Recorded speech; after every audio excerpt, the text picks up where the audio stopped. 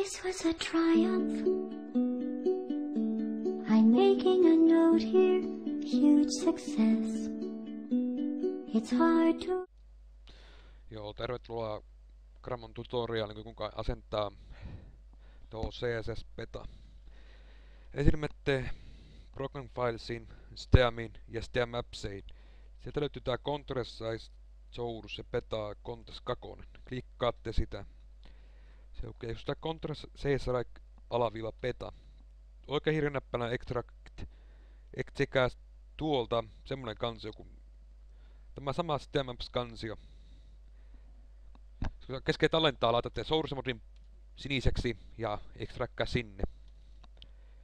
Sitten onkin se sama kansio tullut tänne ja klikkaatte sitä. Siellä on gain info. Sitten alempana on file system, sen alalla on STEAM app ID ja tuolla on se numero. Siihen pitää laittaa 400, mutta se menee portalin kautta, silloin se toimii. Jos haluatte Team Fortress 2 kautta lisätte tuon 4. Mutta kun mulla ei ole sitä, mä otan 400. Ja sitten täällä löytyy STEAM merkki. Niin kuin näette STEAM. Klikkaakaa uusin nimeä uudelleen. Lisäätte vain alaviivan perään. Sitten tuota noin exittiä. Tuota mä sulkea sitten. Sitten käynnistäkää STEAM uudelleen.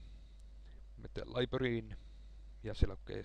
Tää just tää beta, menette sinne ja pelaatte ja runkkaatte siellä ja niin vaan kun lystää.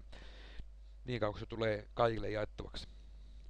Tässä oli tämä tutoriali. Grambox kiittää.